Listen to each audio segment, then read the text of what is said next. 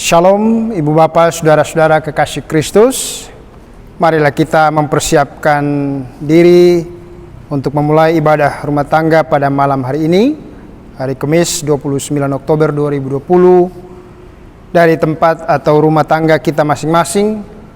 Marilah kita menabiskan ibadah ini dalam doa. Mari kita berdoa. Ibadah pelayanan rumah tangga kami selenggarakan dan berlangsung di dalam nama Allah Tritunggal, Bapa, Anak, dan Roh Kudus, melingkupi kami sekalian. Amin. Mari kita bersama-sama menaikkan pujian Kidung Jemaat nomor 17, bait 1 dan baitnya yang kedua.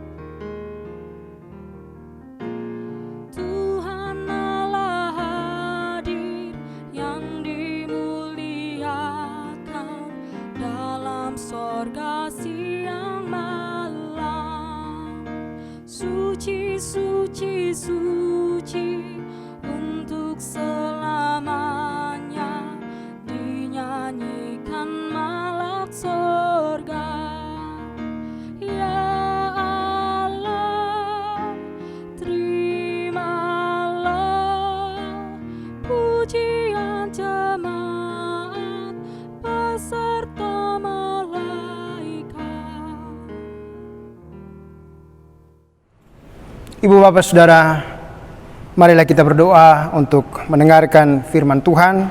Kita memohon pertolongan Roh Kudus-Nya. Kita berdoa.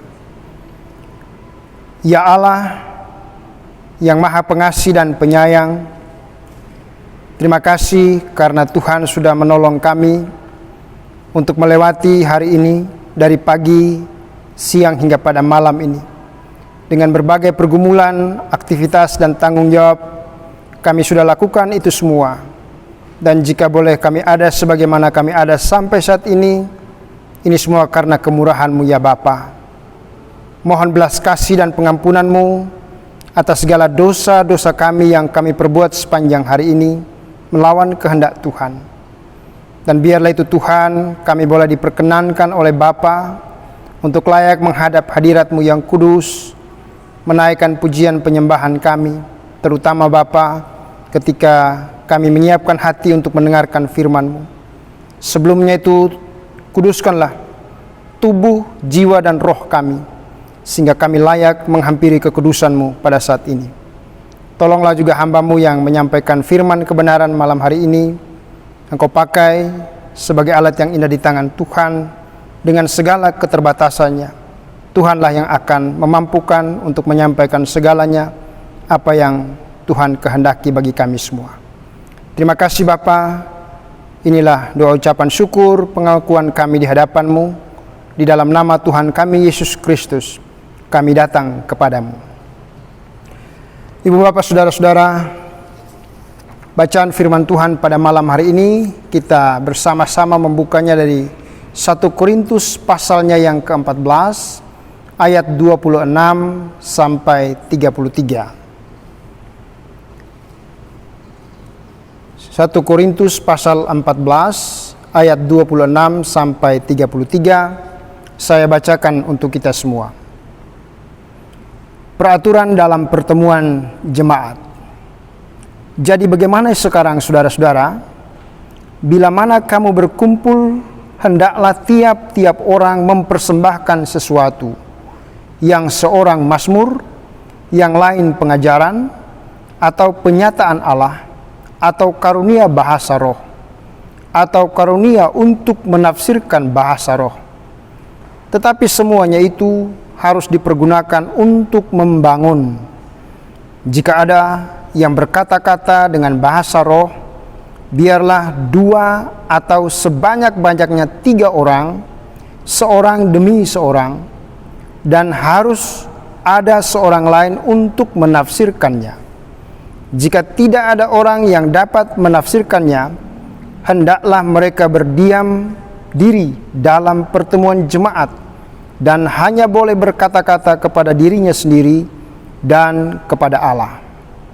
Tetapi nabi-nabi, baiklah 2 atau 3 orang diantaranya berkata-kata dan yang lain menanggapi apa yang mereka katakan. Tetapi jika seorang lain yang duduk di situ mendapat penyataan, maka yang pertama itu harus berdiam diri. Sebab kamu semua boleh bernubuat seorang demi seorang, sehingga kamu semua dapat belajar dan beroleh kekuatan. Karunia nabi takluk kepada nabi-nabi, sebab Allah tidak menghendaki kekacauan, tetapi damai sejahtera. Sampai di situ pembacaan firman Tuhan bagi kita. Yang berbahagia adalah kita semua anak-anak Tuhan yang memelihara dan melakukan firman Tuhan dalam kehidupan sehari-hari. Ibu bapak saudara-saudara,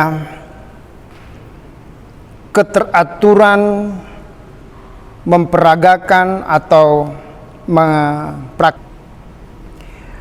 Ibu bapak saudara-saudara,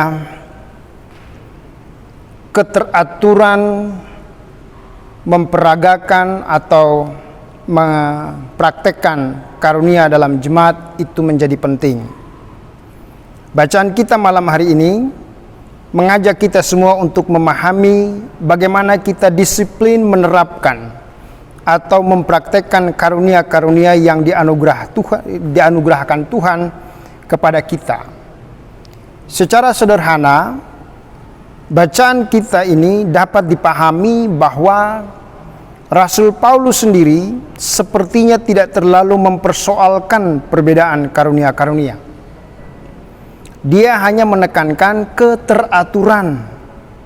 Artinya, Paulus mau mengatakan bahwa semua karunia bebas untuk diekspresikan, asalkan tetap menjaga ketertiban, karena Allah tidak mau adanya kekacauan.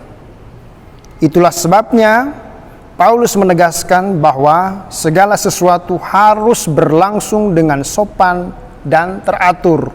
Kita bisa lihat pada ayat yang ke-40 kalau kita lanjut dalam membacanya.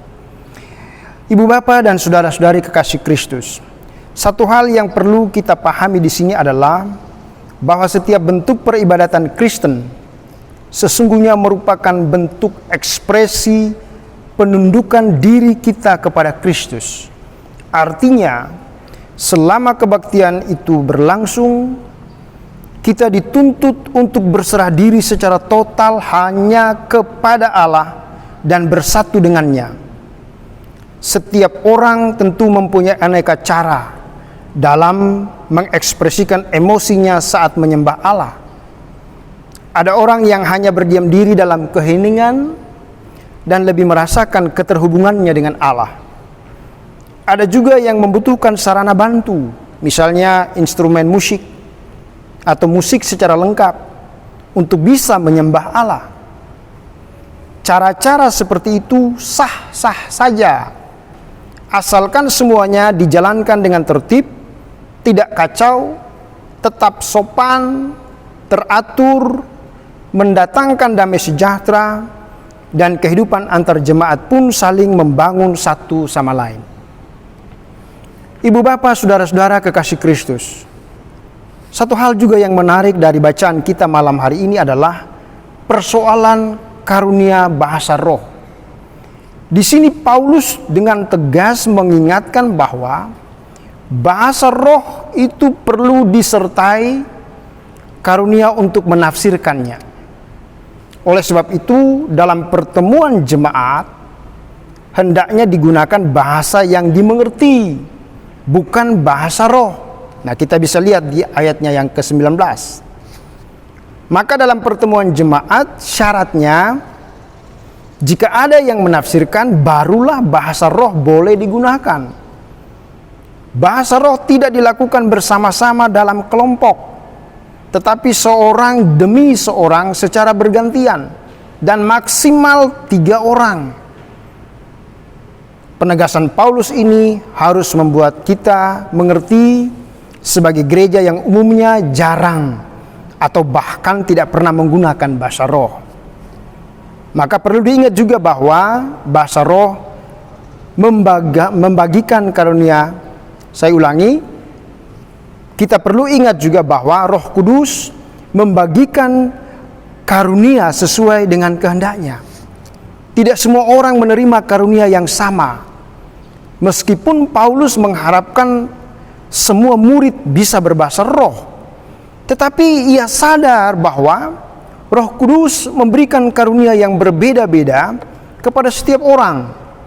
Maka tak mungkin disimpulkan bahwa bahasa roh adalah tolak ukur keberhasilan doa atau satu-satunya bukti terjadinya pencurahan Roh Kudus atau bahkan bukti kesucian. Nah, sekarang marilah kita memperhatikan beberapa aturan yang Paulus tekankan berkenaan dengan cara penggunaan bahasa roh. Yang pertama, hanya boleh 2 orang atau maksimal 3 orang. Aturan ini diterapkan Paulus karena jemaat di Korintus tampak kacau dengan orang-orang yang mengaku mendapat bahasa karunia bahasa roh. Sepertinya mereka maunya hanya mendapat karunia berbahasa roh. Apakah mereka menganggap karunia ini keren dan paling hebat? Bisa jadi. Tapi intinya mereka salah menerapkannya, salah mempraktekannya. Yang kedua, harus bergantian. Tidak boleh secara serentak. Oleh karena Tuhan suka dengan keteraturan, maka dalam berbahasa roh yang benar pun harus dilakukan secara bergantian.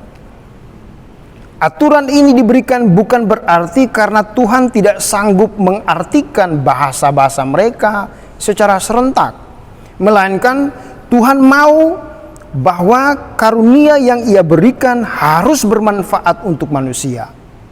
Karunia yang Tuhan berikan bisa membangun keimanan manusia menjadi semakin teguh kepada Tuhan. Yang ketiga, harus ada penerjemahnya. Aturan ini tujuannya bukan demi memudahkan Tuhan memahami bahasa roh itu, tetapi agar jemaat-jemaat lainnya faham akan pesan dari Tuhan. Bahasa roh tanpa terjemahan sama sekali tidak berguna. Bahkan bisa dikategorikan menentang firman Tuhan. Sebab Alkitab dengan jelas-jelas membuat aturan tentang bahasa roh. Jika ketiga aturan berbahasa roh di atas dilanggar, maka orang-orang yang melanggar itu sebenarnya tidak sedang melayani Tuhan, melainkan melayani hawa nafsu dirinya sendiri. Kebebalan ingin mempertahankan tradisi yang demikian berarti adalah upaya mendirikan kebenaran versi dirinya sendiri, dan tentang hal itu pasti Tuhan tidak senang.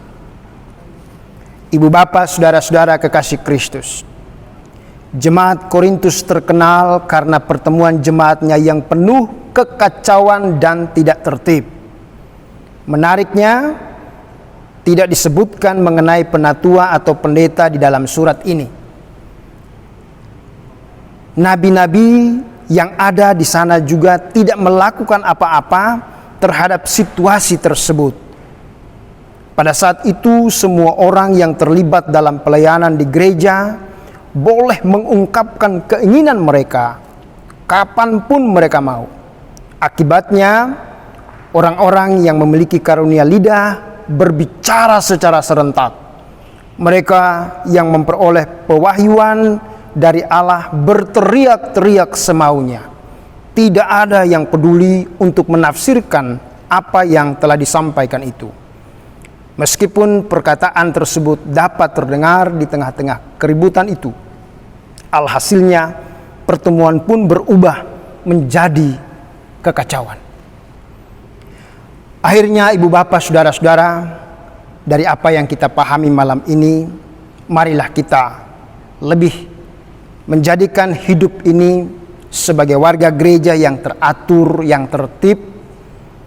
Kita mau merayakan kehidupan persekutuan jemaat yang teratur dan selamat melayani Tuhan dengan tertib, sopan, dan mendatangkan kedamaian sebagaimana yang Ia kehendaki, agar iman jemaat terbangun dan relasi kita dengan Allah pun terjaga. Tuhan Yesus memberkati kita semua. Amin. Mari kita masuk dalam saat teduh sejenak.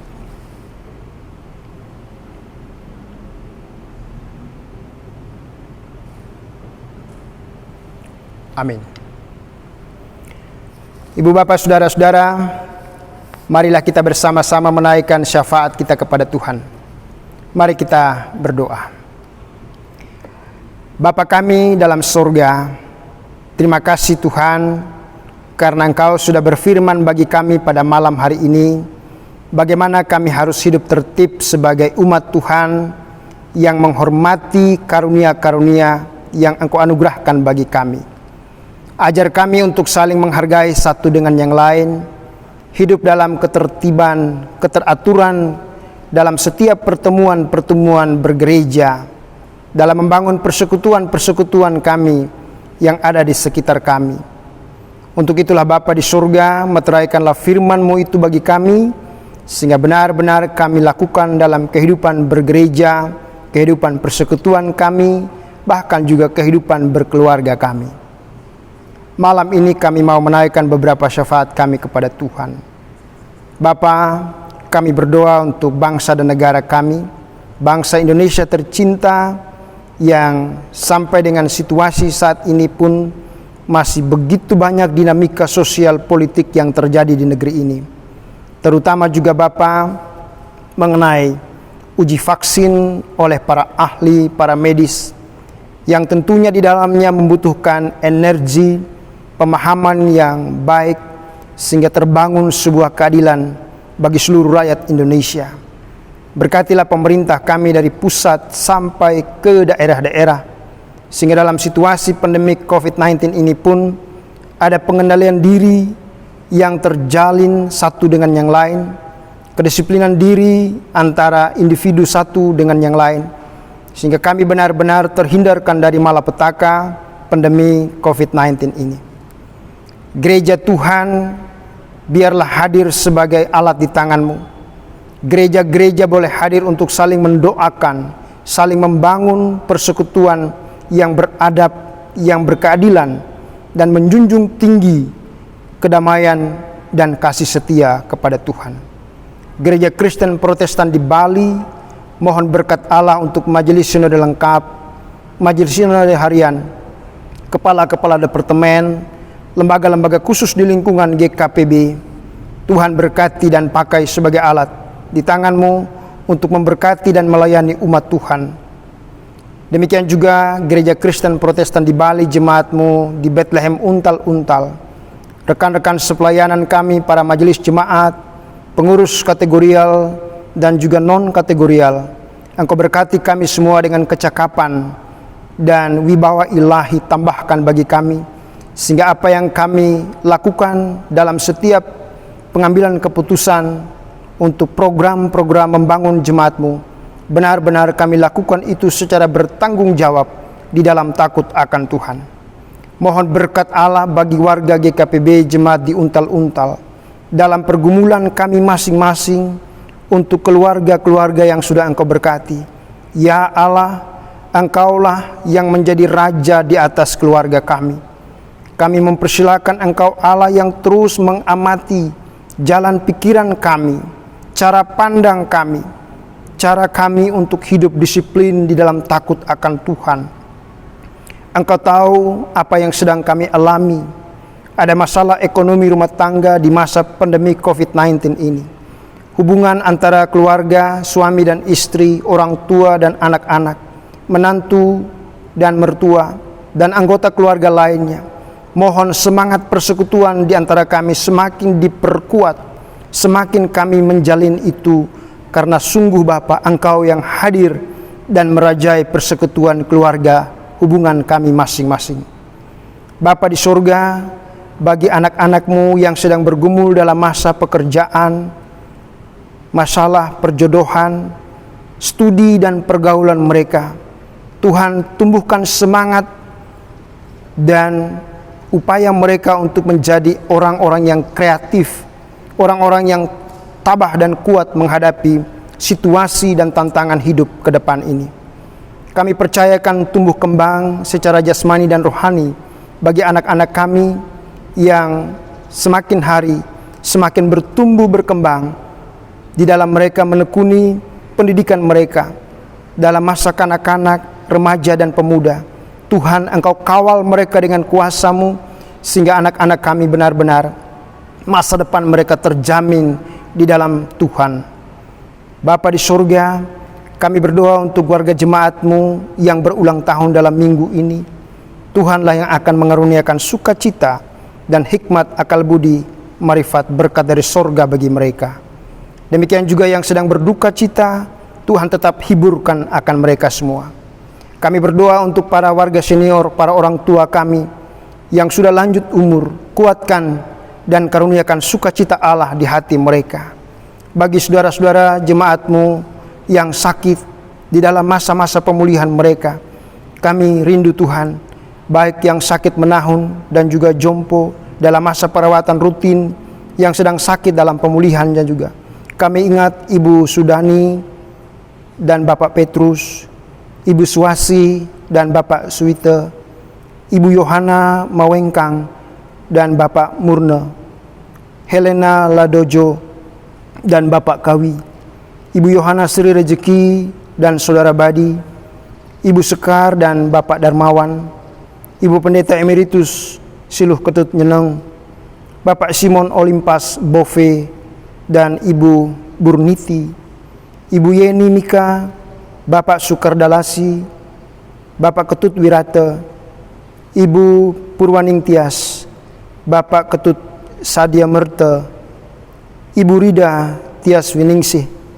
Ya Allah, Engkau mampu dan sanggup mengubah tubuh mereka yang lemah menjadi tubuh yang sehat, yang segar dan kuat kembali.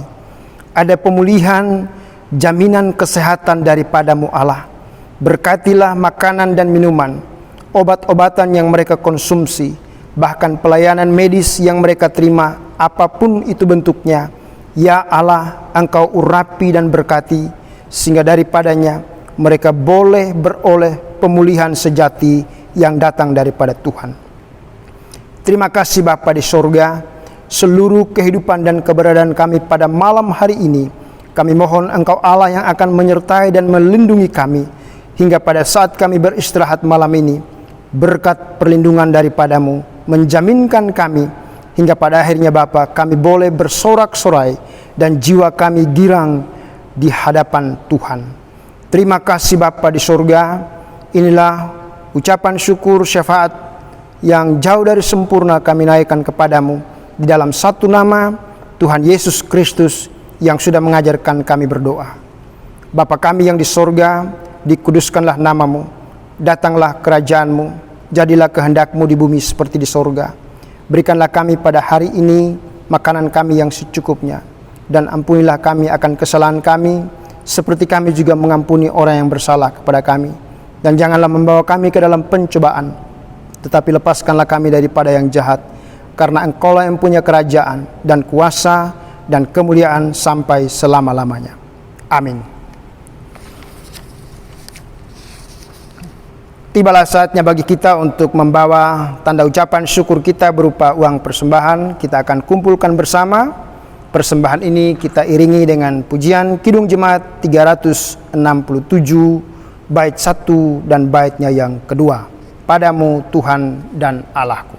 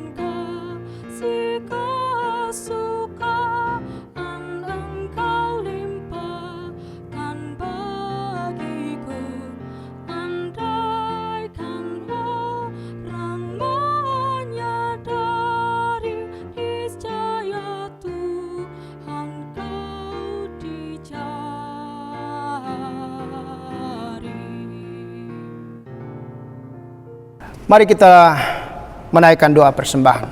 Kita berdoa.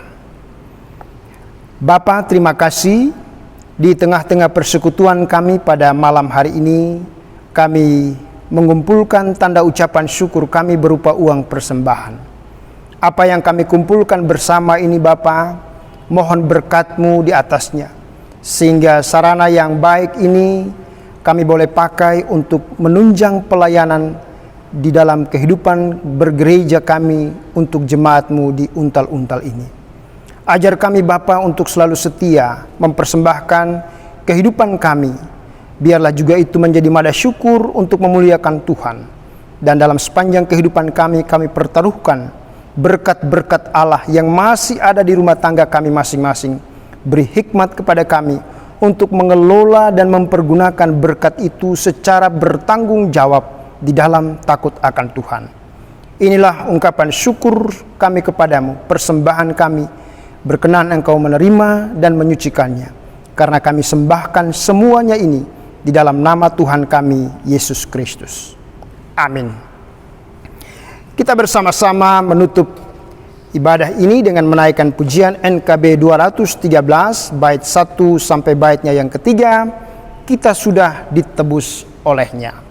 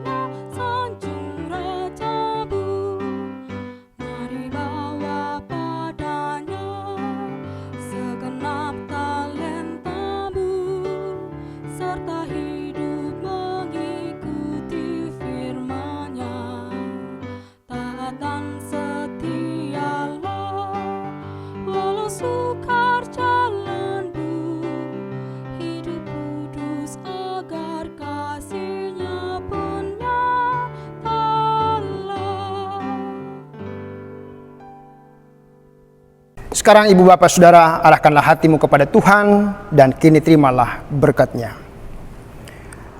Anugerah dan sejahtera dari Allah Bapa kita, pengasihan Tuhan Yesus Kristus di dalam persekutuan dengan Roh-Nya yang kudus, menyertai memberkati, tinggal bersama keluarga-keluarga Kristus, malam ini kekal selama-lamanya. Haleluya. Amin.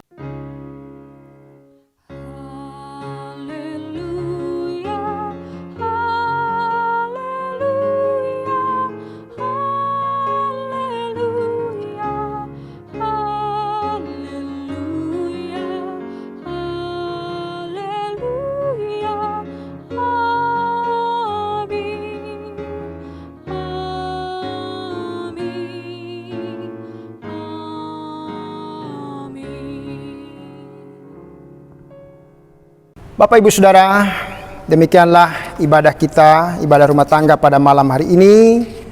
Pesan dari kami pada pendeta dan majelis jemaat untuk kita semua warga jemaat tetap menjaga kesehatan dengan memperhatikan protokol kesehatan. Salam sehat dan salam kasih Kristus bagi kita semua. Tuhan Yesus memberkati. Amin.